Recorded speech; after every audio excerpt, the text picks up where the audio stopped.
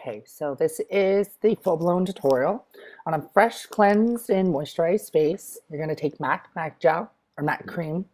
You're going to then put this under, I put it under my eyes.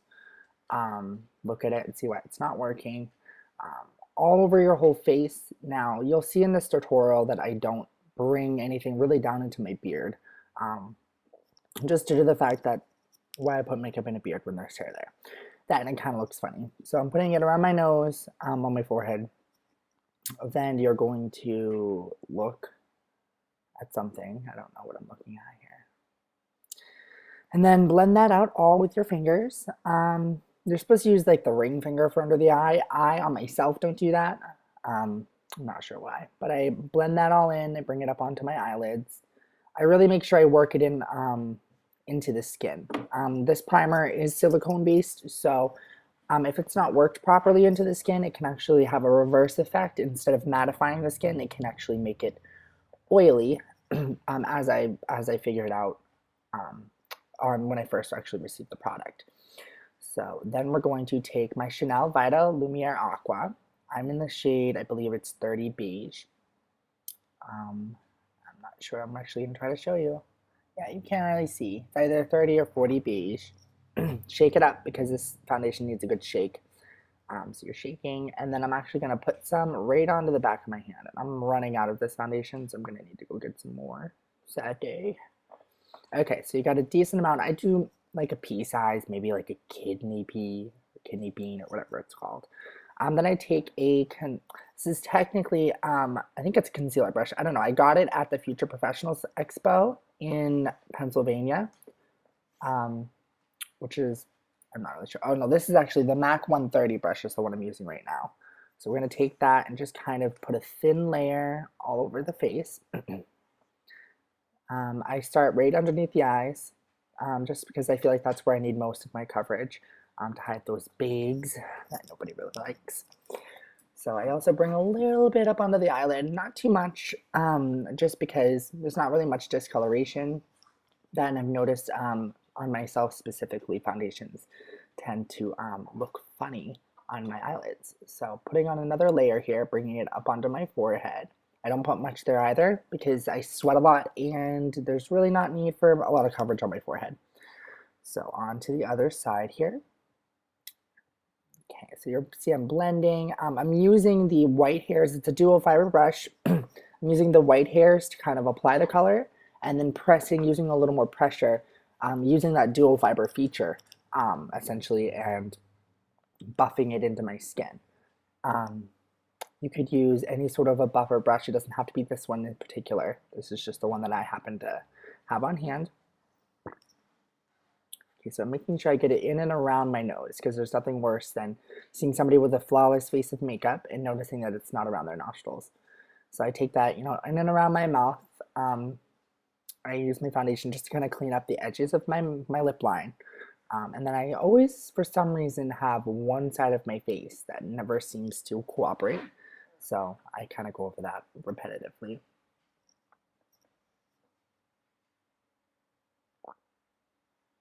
Beautiful.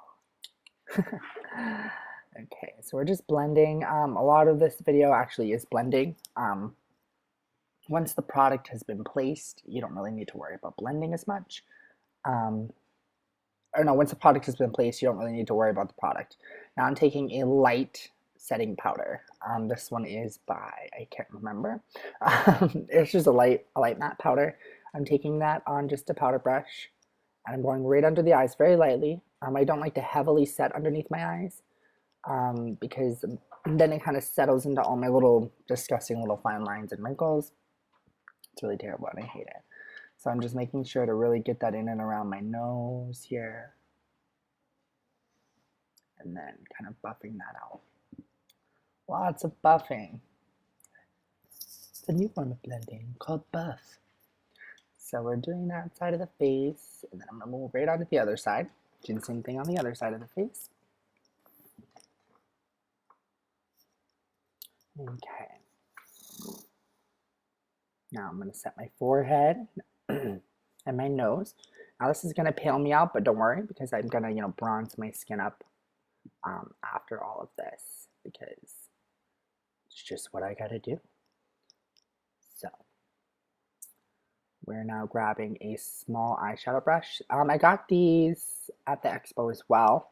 They are like exact replicas of the 227 by MAC. I have like 4 of these because they were like, I could get 4 for the price of 1, so I was like, why not?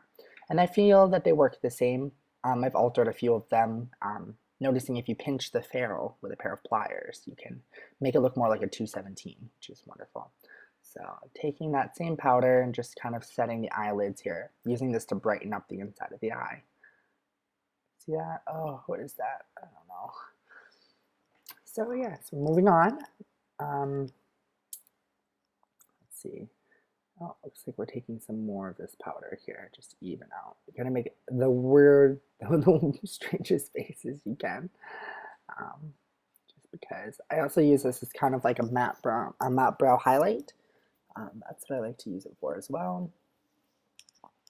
Just constantly moving the product around the face. I've noticed the more you're kind of moving with the brushes, the more the product moves, the better the outcome. If you just kind of like let it set, it can like absorb into your skin. What was that? I don't know. So then taking that big brush again and just kind of blending out what I've put on the eyelid, because I don't really, sometimes I place too much color, so I like to blend that out with a bigger, fluffier brush. Then I'm taking my my Chanel Soleil de Tan. It's just a bronzer. In person, it seems like in the pan it has glitter. Oh, I'm grinding it into this brush here. And then I'm going to smile and just kind of contour my face. This is going to bring warmth because it's an orange base. So I wouldn't recommend this bronzer for those who are paler. I appear very pale on camera, but I actually have very olivey skin tones or undertones, more greener undertones. So the orange is okay. What am I looking at? I don't know. Oh, my resting face. Jeez. So yeah, we're just gonna bronze up these cheeks here. This is gonna bring the warmth and dimension back to the face. A lot of people just do their foundation and that's it. And that's what kind of one single toned. Oh, that's cute. So yeah, single tones don't really work well, especially for me. So I always add dimension back to my face. I'm gonna do an in-depth video as for cream contour and cream highlights because I love using cream foundations. I find that they work really well on the skin. It's wonderful. So now I'm taking MAC's Mineralized Skin Finish in Soft and Gentle, which you really can't see because this is an iMac.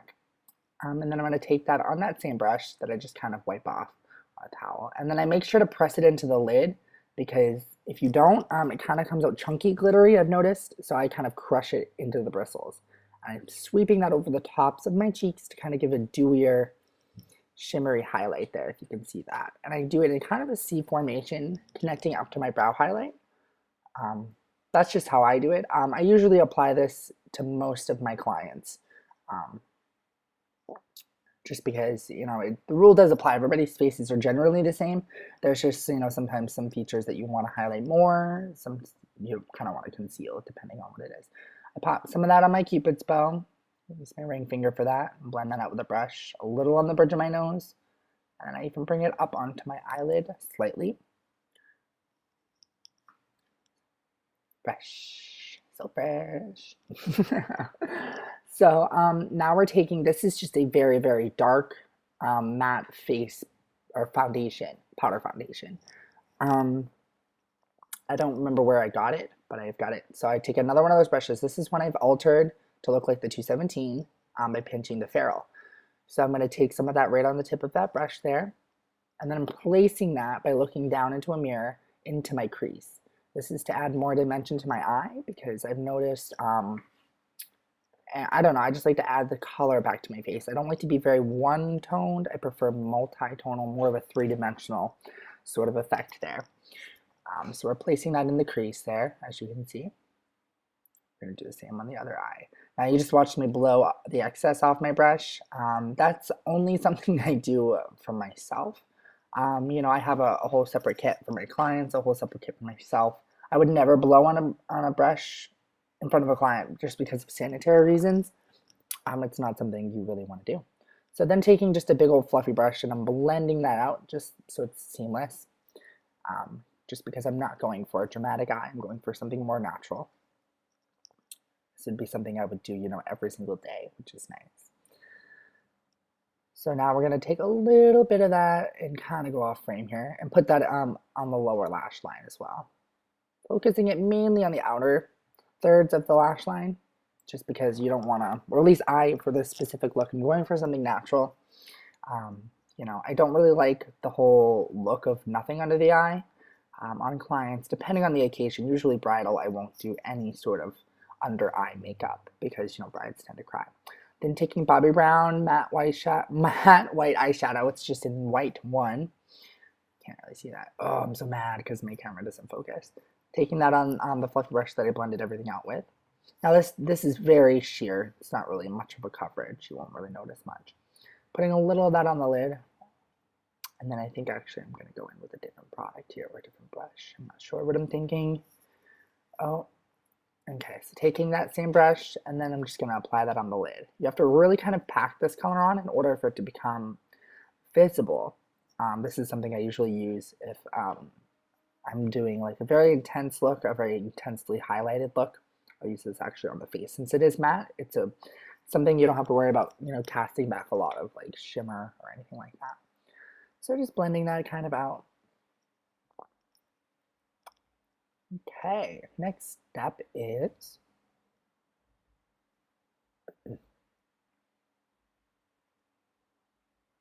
we're looking for something. Where is it? I don't know. Enough. My dog. So then we're going to take these 2 mascaras. I'm going to use the, I think this is Maybelline's Lash Stiletto.